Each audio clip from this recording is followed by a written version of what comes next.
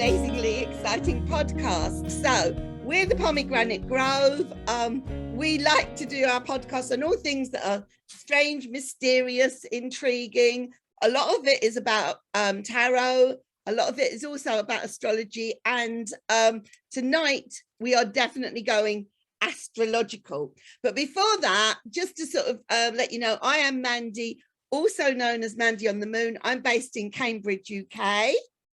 I'm Khalid, also known as Khalid of Wands, based in Kuwait, currently in London.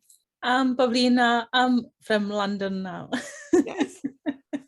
Last but not least, I'm Kevin, aka Cardcaster Kevin, and I'm from Florida. Yes, you are. Marvelous. Right. So just to let you know, we do run all sorts of events.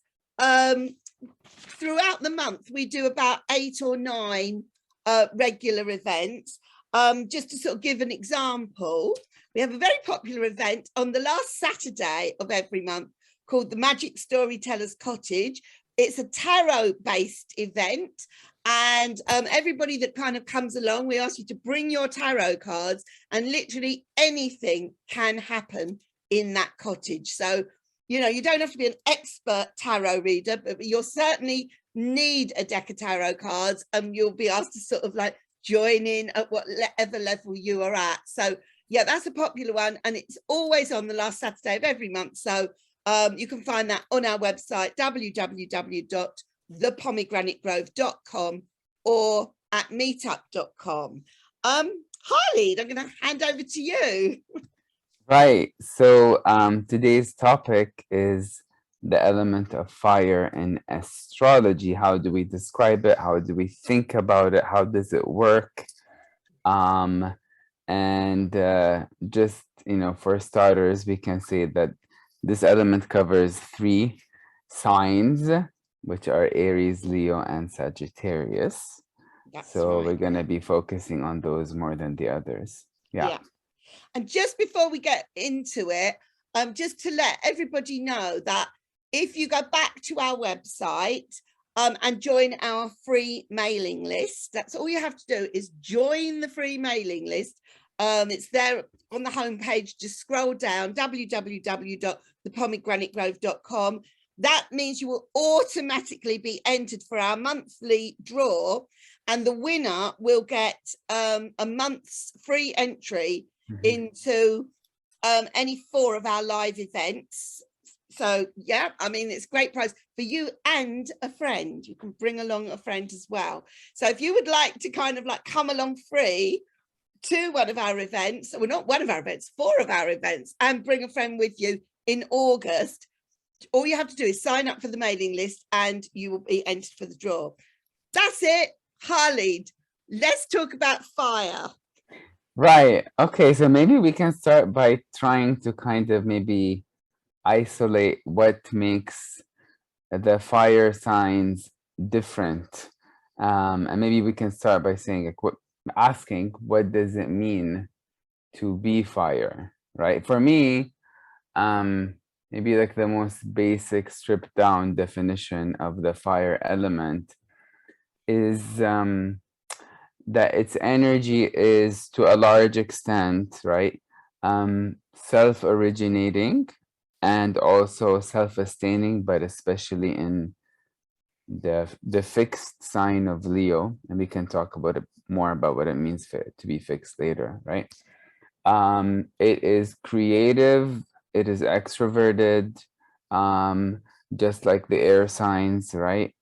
It is dynamic, and interestingly, it also has a masculine gender in the traditional astrological classification, along with the element of air, right?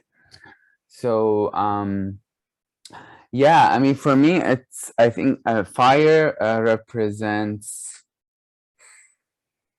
it's tricky in a way that the other elements are not. And the reason I say this is because on the one hand, yeah, you can discuss it and approach it using like practical, tangible, everyday language, right?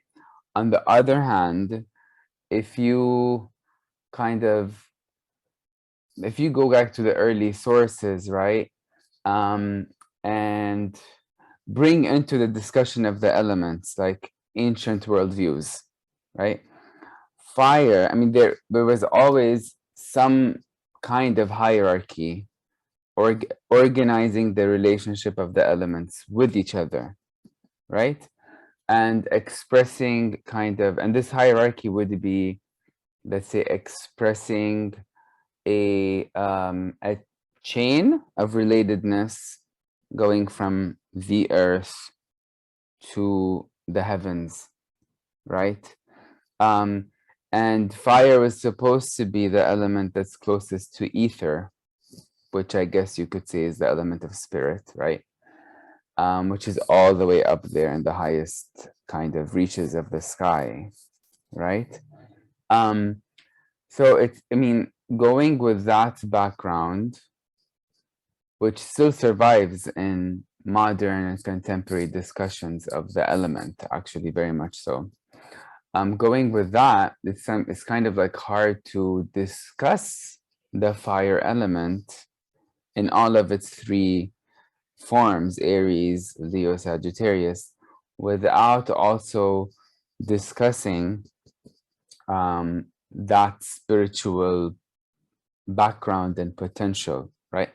On the other hand, you know, you look at people, and this is not, you know, this is not like, how do you say, a stereotyping statement, but like, I mean, it applies to everyone, regardless of the element, I feel. This is my perspective, right?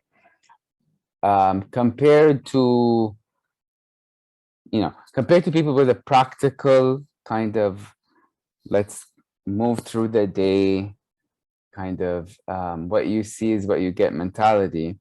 Truly spiritual people are more rare, right? And you know, just from observation, you know, you can't say that the majority of spiritual people have the fire element dominant, you know? Yeah, so it's kind of like, for me, discussing fire is interesting for many reasons, but maybe especially for that reason, you know, that on the one hand is kind of pushing you to kind of look at that link between fire and spirit, but on the other hand, fire is just one element among four, and it's like, it's an element that marks certain, let's say, parts of certain seasons. So Aries, for example, beginning of spring, Leo, the middle of the summer, and Sagittarius would be, I guess it would be that, no, that wouldn't be the end of the summer, maybe the end of, or the end of autumn, right? The end of autumn, right? Yeah, so they're basically, you know, there are times of the year that are also like seasons of the year, certain like parts of the seasons, right? So yeah, so I mean, I guess I'd like to open with that, you know, it's like, you know, why I get what you're saying about the spiritual stuff, but I think it's a sort of, it's a contrasting type of, oh, here comes my dog, type of spiritual, than the kind of like the water spiritual. It feels like it's a much more kind of like uplifted and very vibrant and very kind of creative type of spirits, like high spirits. To me, that's how it feels, rather than that kind of like, you know, oh, let's just sort of like meditate and, you know, like passively kind of let it all come to us. This just feels much more outgoing and vibrant, but I can still see how the word spirit but would be connected to the fire element for sure. I feel like actually there's like, I feel like maybe like in most texts, at least, like this issue is maybe under theorized. So there's a lot of like murkiness and ambiguity.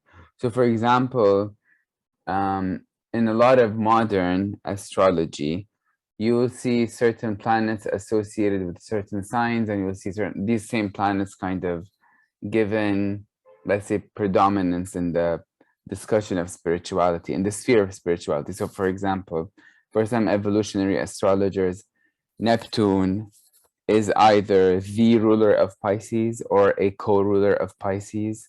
And it's always expressed as, you know, the planet of the cosmic ocean, right? So obviously the dominant element for Neptune is water, right? And it's also described as the one planet that links us more than any other.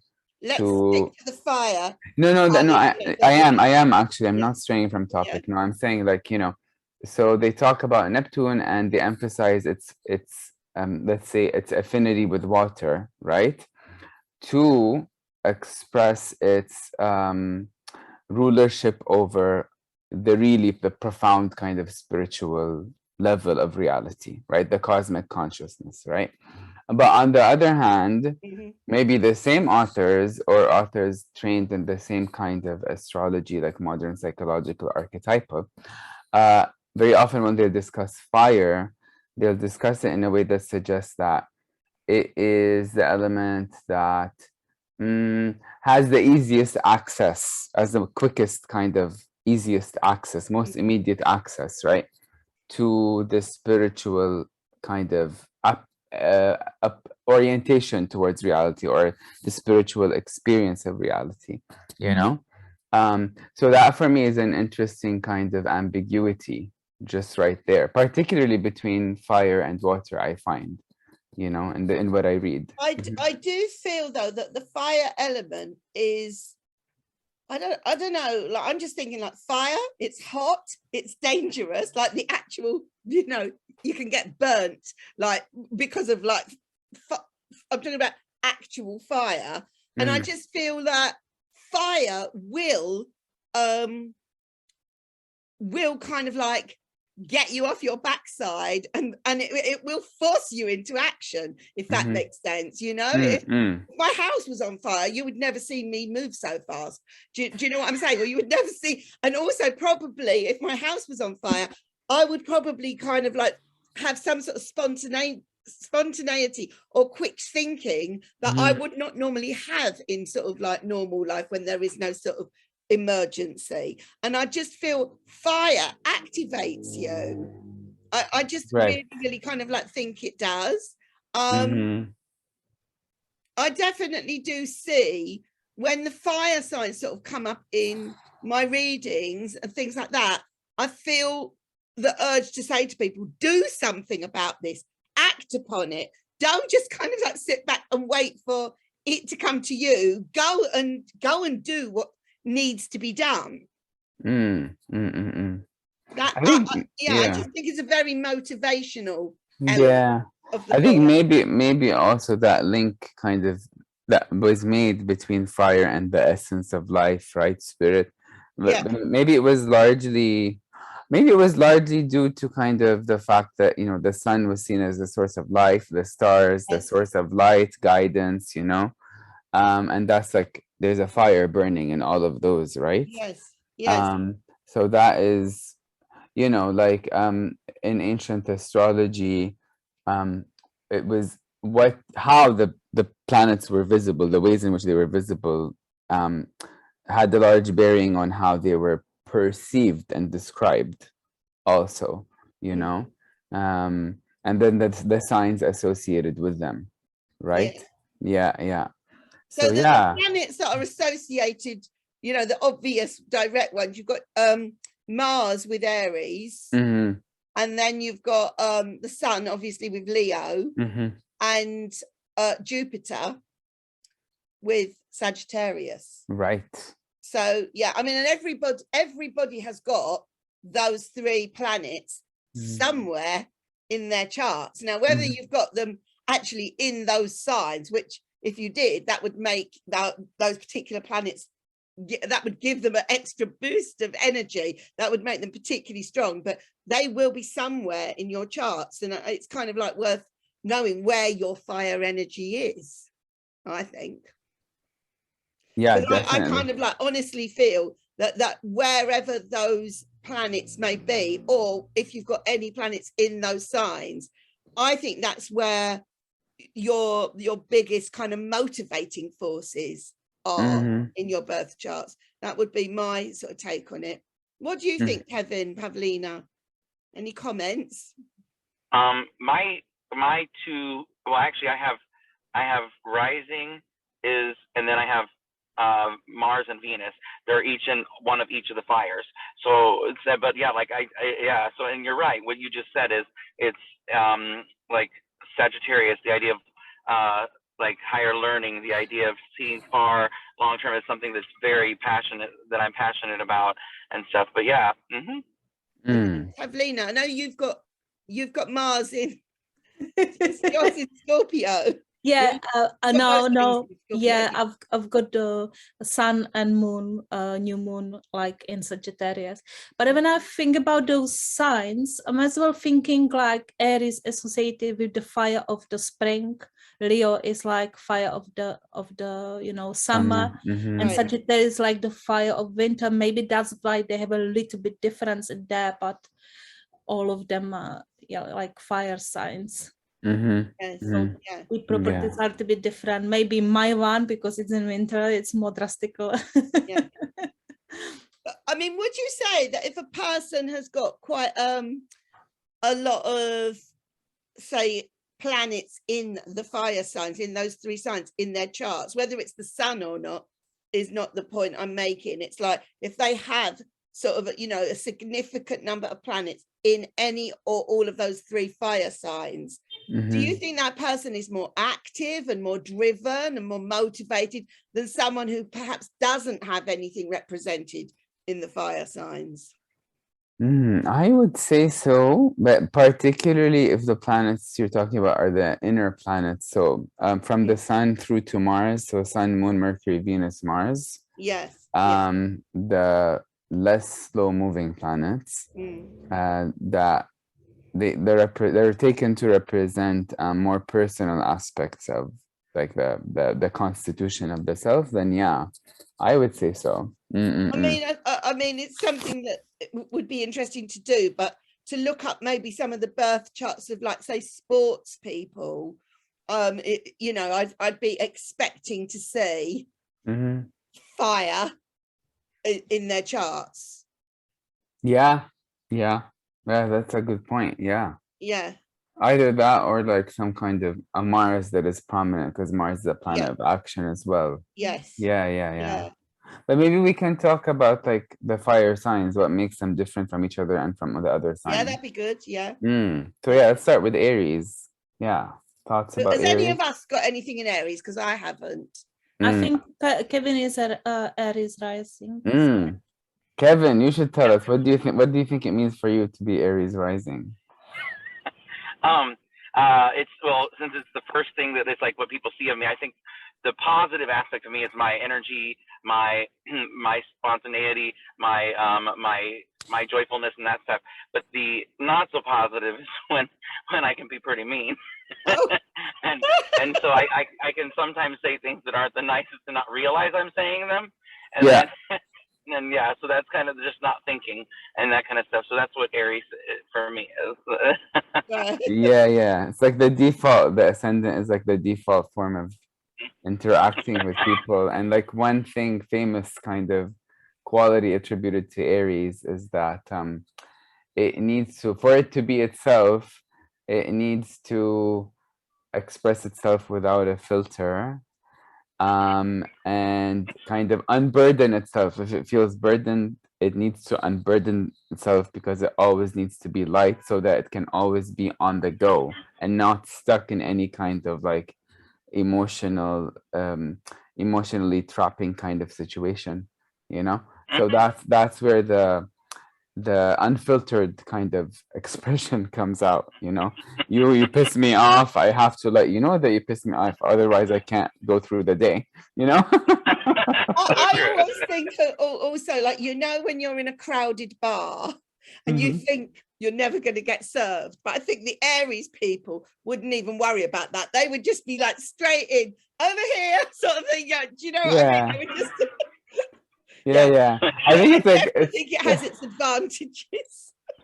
Yeah, no, for sure. Yeah. I mean, if it's like, if you have like an unfettered kind of or undiluted kind of Aries in your chart, then that can be good for you in many ways. Yeah. But it might also be it might also be a nice experience for other people for that energy to be expressed in a more kind of mature and self-controlled way, you know.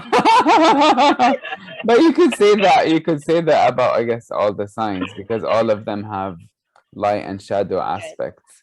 But with Aries, it's that kind of, and it might not even be intentional at all, right? It really might not be intentional, but there's a potential to hurt others just by kind of expressing yourself in the way that seems most comfortable and natural at the time, right?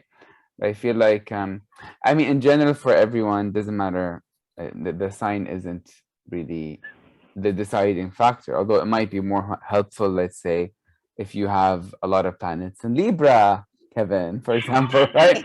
Make it easier for you to put yourself in other people's shoes and kind of think about them by default, you know.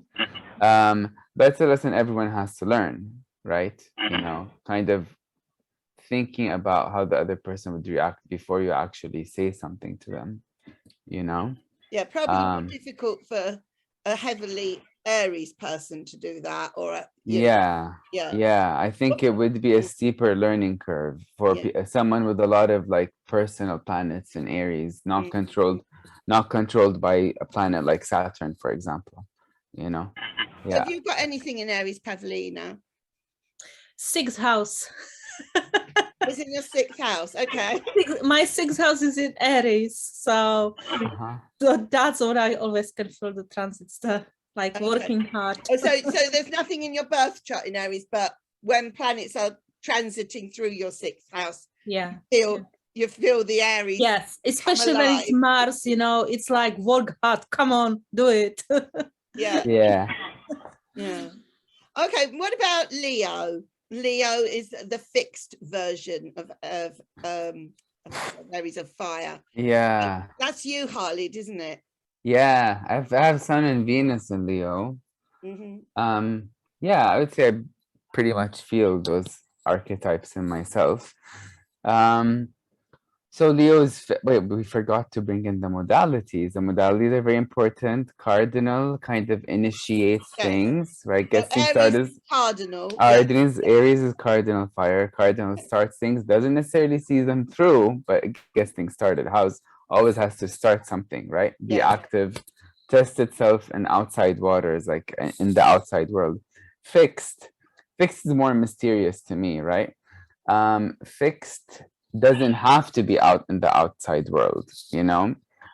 It is likely to be if it's fire and air, because these are masculine signs, but it's also it has the capacity to just like be itself and stay with itself and meditate on itself and ruminate on itself, right?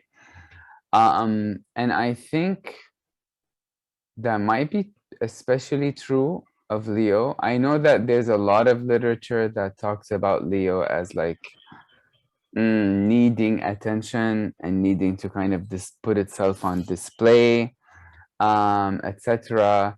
For me, that's not subtle enough. That doesn't capture the Leo essence in the really subtle way that it is. And I feel like being fixed fire means that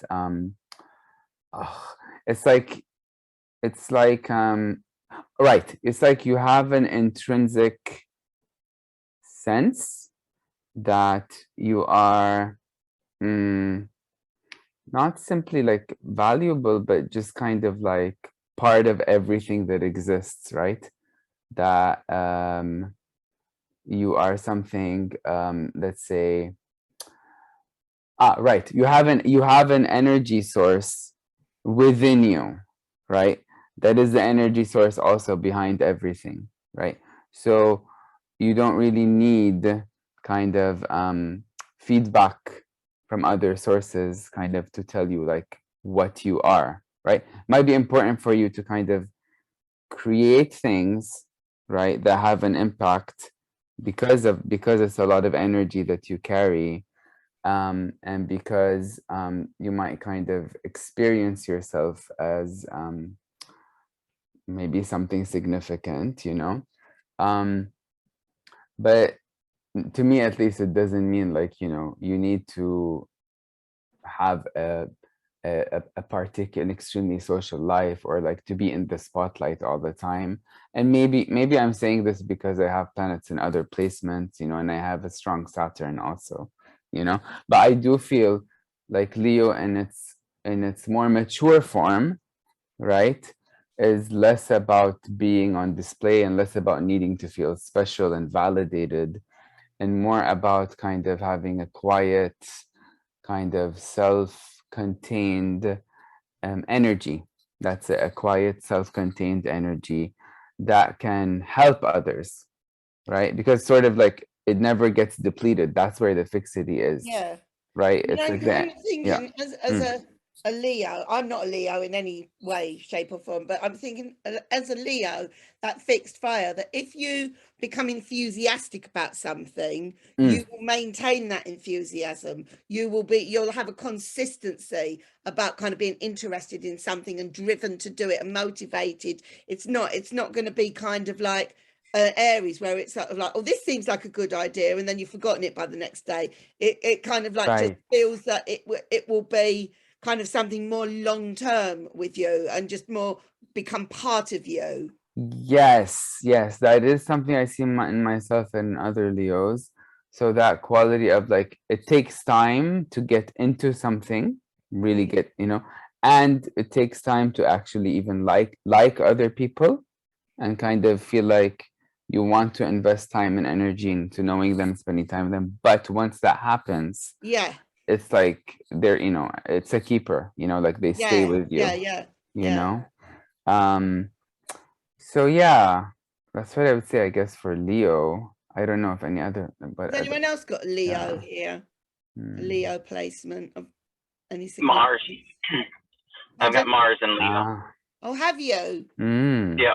But you are very driven, Kevin. Like, you know, like you jumped on this, and once you'd got your teeth into it, you know, you're just kind of very present with it, like big time. It's very noticeable.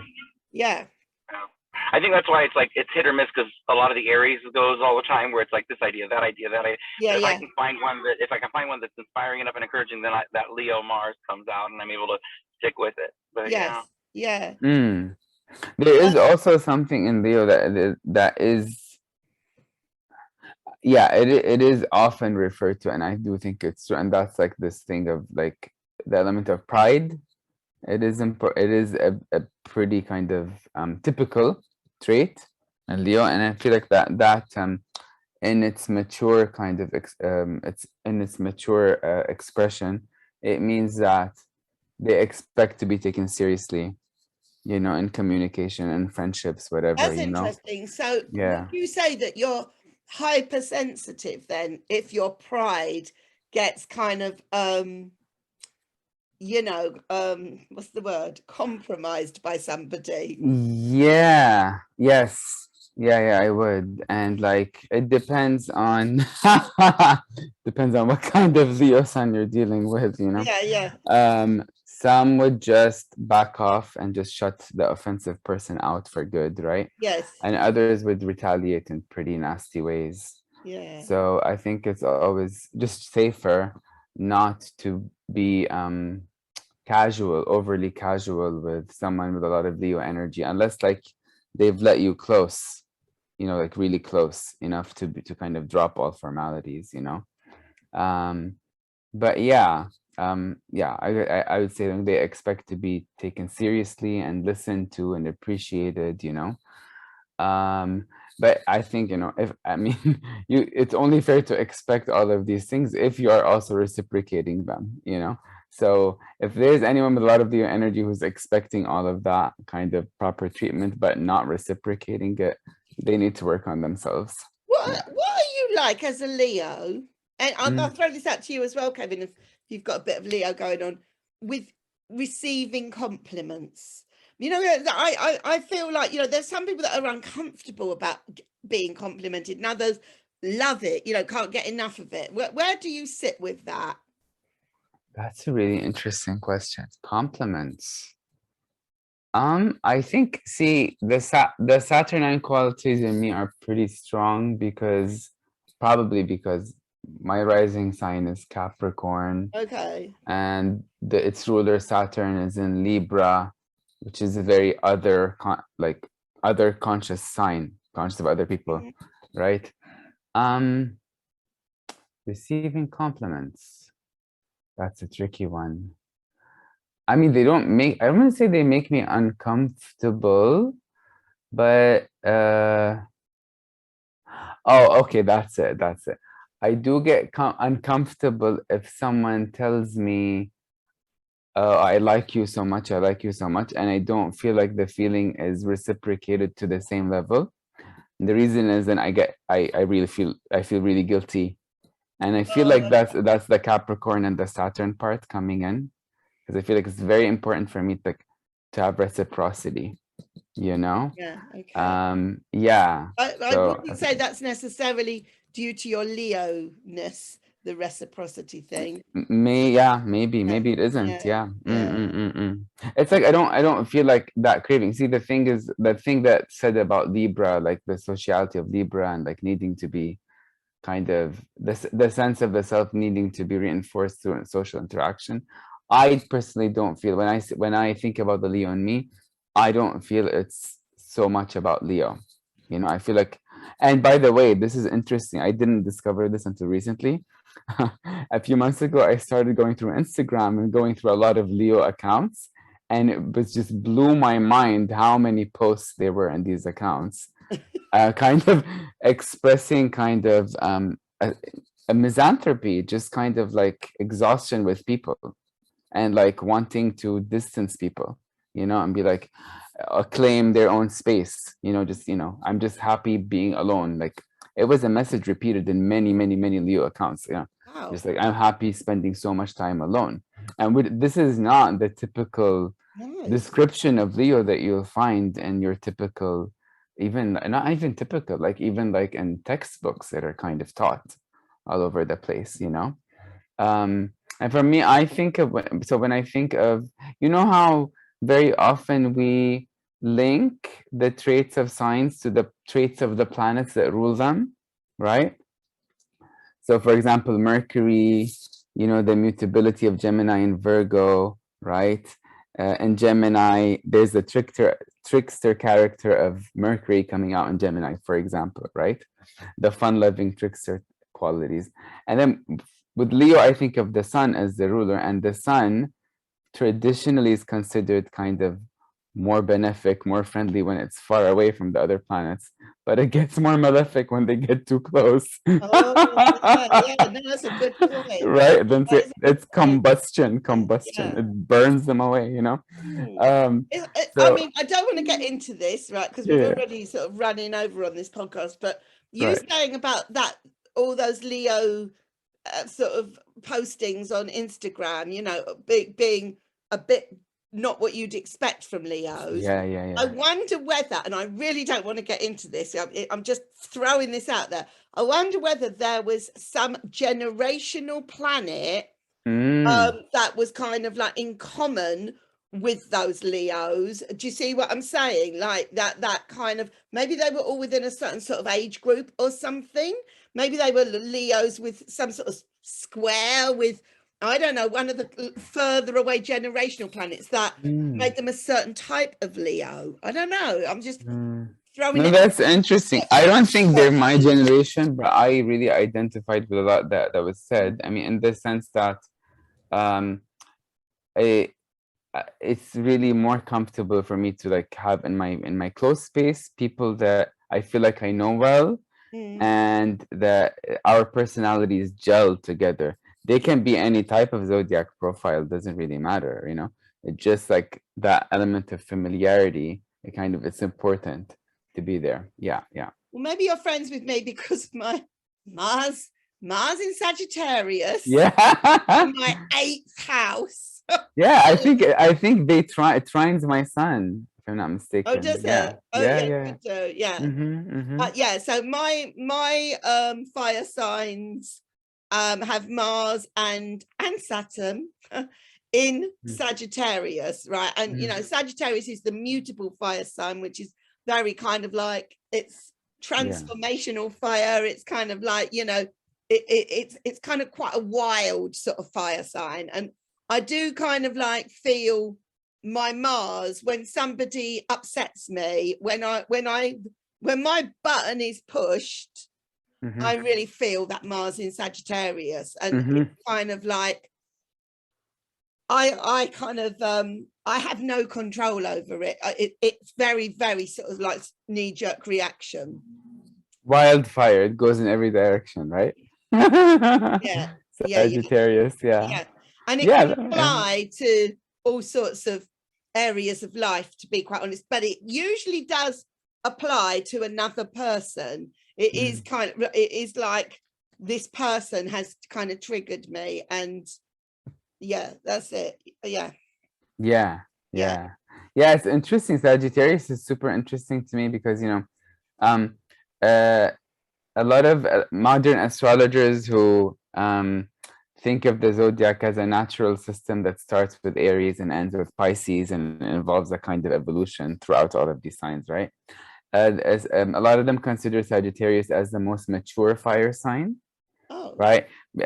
Maybe because it's more flexible and it adds a needed element of flexibility to the element of fire, which has the potential to be very like kind of overly maybe self-centered or self-oriented, let's say, you know.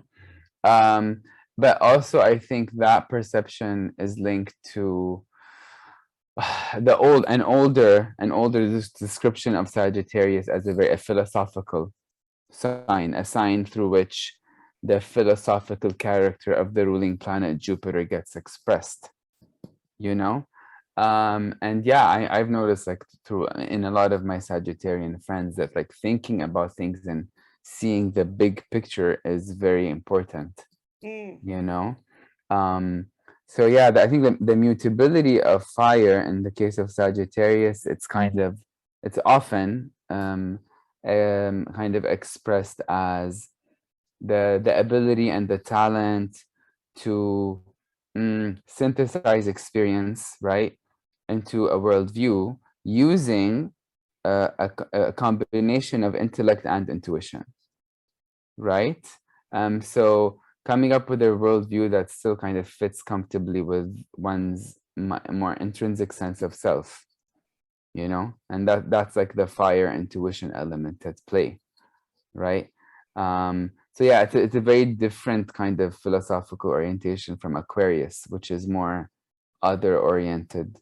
It tries to discover the world, right, by kind of stepping into more the shoes of others in a more like direct way, I would say. Yeah, but maybe you can talk about that maybe in another podcast. Maybe. Have you got any Sagittarius, Pavlina, Kevin?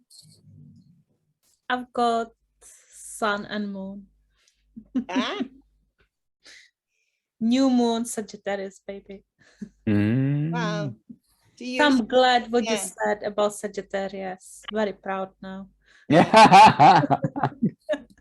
Now, do you feel the Sagittarius kind of, you know, like, I'm just thinking you are very into sort of further education and expanding of your kind of like your mind and philosophies and all of that sort of thing. Yeah. Do you put that down to the Sun and the Moon in definitely. Yeah. When I was young, I used to carry with me Socrates books, and I was called a philosopher by my classmates, so I can recognize myself there. Yeah. Yeah. Well, yeah, and I want to say like another quality of Sagittarius, which I have observed a lot in Sagittarius friends, and that's also kind of easy to link to the mutable kind of mode of Sagittarius, is this love of traveling and getting to know other cultures, other languages, other parts of the world. It can be pretty remarkable. Like I know at least 3 of my Sagittarian friends, I know them well, and it's like they never tire of getting to traveling and learning about different cultures, different people's like habits and histories, and it just really feeds them, you know. And would you say that, talking of feeding, like that a Sagittarius kind of, someone with a strong Sagittarius would be more likely to try something new every time they go in a restaurant, rather than, same old thing, like, you know, every time. It's like, oh, no, last time I was here, I've had that, so I'm not going to have that this time. Yeah. Definitely more likely than Leo and Taurus. Definitely. So yeah, just more adventurous all round, really. Yeah.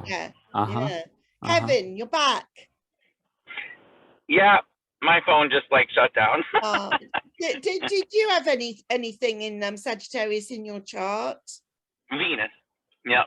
Oh. I have a thing in each of the fire. I just realized that today. I didn't realize I was so fiery and airy. I'm just combustion.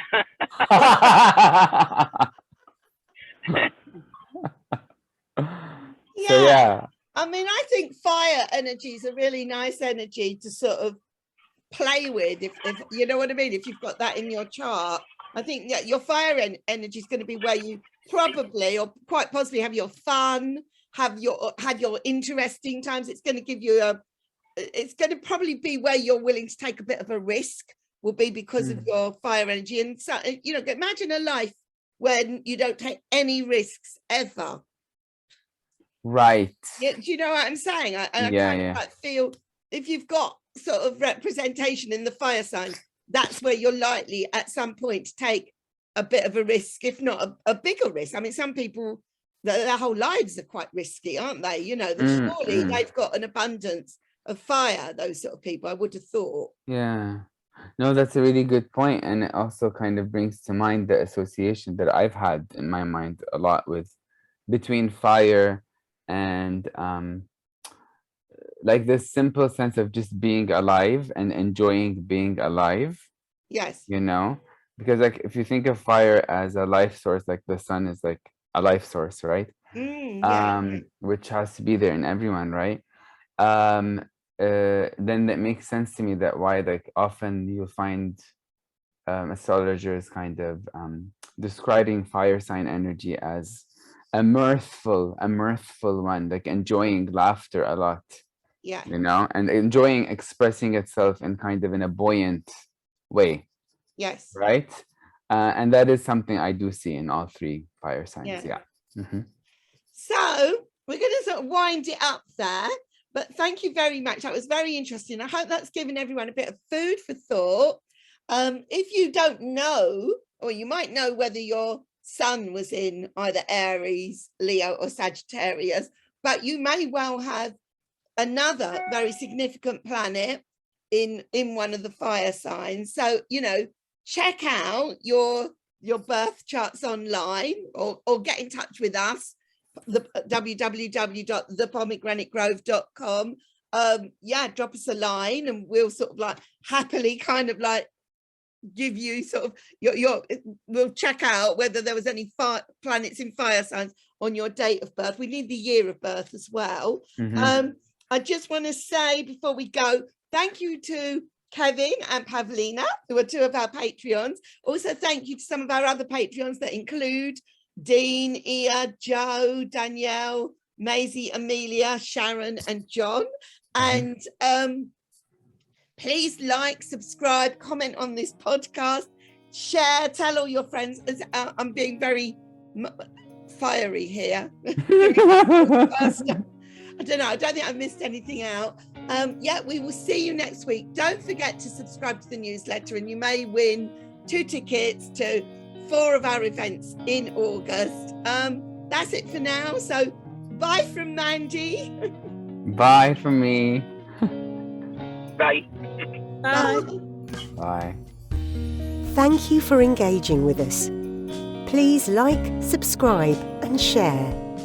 To book a personal, in-depth reading and to learn more about our incredible courses in tarot and astrology, please visit our website www.thepomegranate.grove.com.